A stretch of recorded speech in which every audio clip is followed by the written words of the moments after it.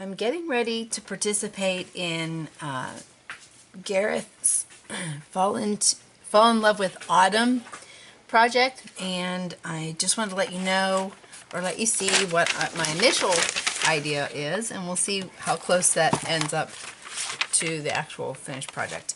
Really love these dark red flowers, and so I might use those, but I really like the deep oranges also, so I'm not sure how that'll go.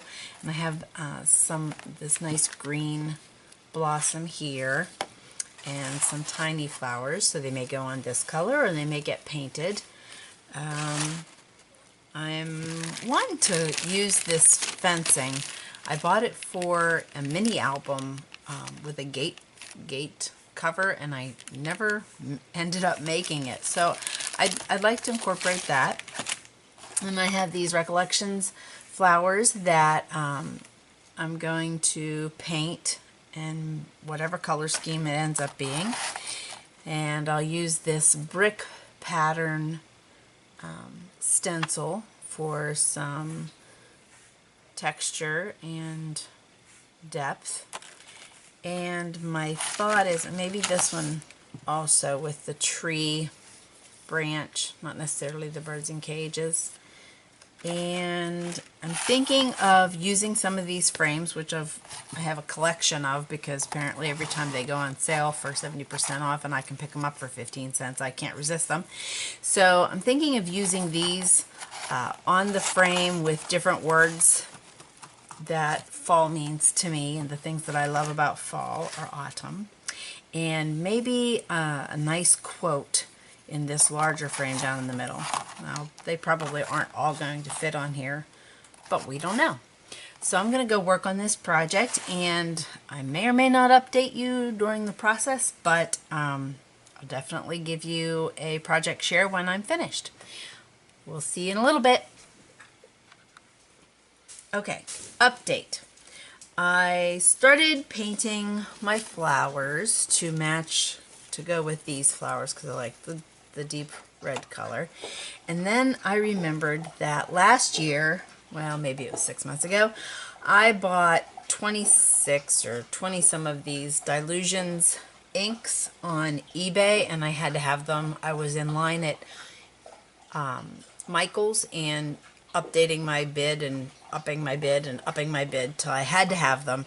I think I've used them on 1 or 2 projects, and they've been in the drawer. So then I thought, this is a perfect opportunity to get all the colors that I want without having to mess with it, because as you see, I mixed some acrylic paints with my modeling paste. I thought, oh, I'd have like a depth of color, different colors all by themselves. I wouldn't have to apply them separately. But whenever you mix anything with modeling paste, of course, it's going to mute the shades. So I was thinking about covering them with tissue paper, which I still might do. But I got out the inks. I started playing around with them. I did a sample spray sheet, which I didn't really like this color that I used. I forget what color it was. Maybe the pomegranate. But I did like the Tangerine Dream, the ground coffee, I'm probably dripping this everywhere, the melted chocolate, the chopped pesto, and the dirty martini, if I didn't already say that. So I like those colors, and then I realized that I got my fingers they run like crazy when you add water to them on a porous surface, but you get them on your fingers and they're staying. So I'm going to protect my hands with some latex gloves for this project because I'm going on vacation and I really don't want to look like I have been in a body shop. So that's where I'm at right now. So we've had a complete change of direction midstream, which I don't know about you, but that's usually how mine work. I'll be back with an update. So a friend of mine, Diane, if you're watching, gave me this fantastic book of old wallpaper samples. Oh, I just about hit myself in the head with it. And it's huge. It's really, I can't even fit it all on the screen. It's very thick, and it is just full of fantastic textures that I'm not being able to show you. They're great. I've used them on a few things. I used them for mini album covers, and I've embossed the raised portion, and it just was amazing, and I'm having a lot of fun with these. So I found one I wanted to use for this project, and I've ripped up some little strips and some chunks because I didn't want it to look like a specific pattern. I want it a little bit more here and there. And so I'm going to start putting these on with my Liquitex matte gel, and I'll be back. As you can see, the colors that I sprayed with the dilutions had a nice rich tone to them, but every time they dry, they go to pastel. So I've tried to re-wet them, spray them, then hit it with a matte finish Krylon, and we're just going to see what happens with this.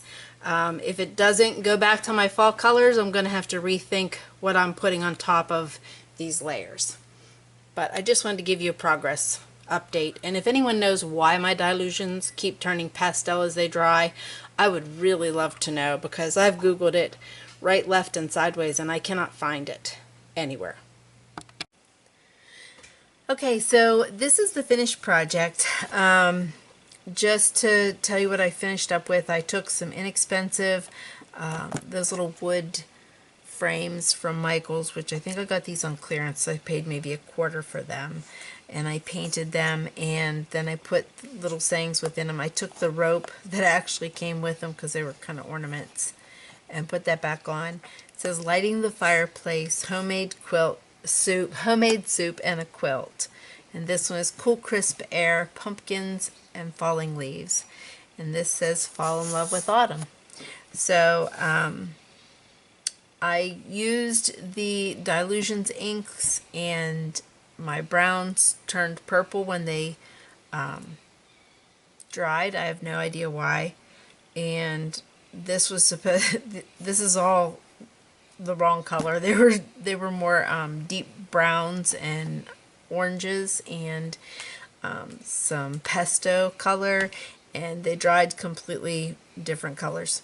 So I still really like the picture though, and it was a lot of fun, and I really am appreciative that Gareth invited me to participate, and I look forward to looking at the other Fall in Love with Autumn projects on YouTube. So take a look at those, and thanks for stopping by. Come back again.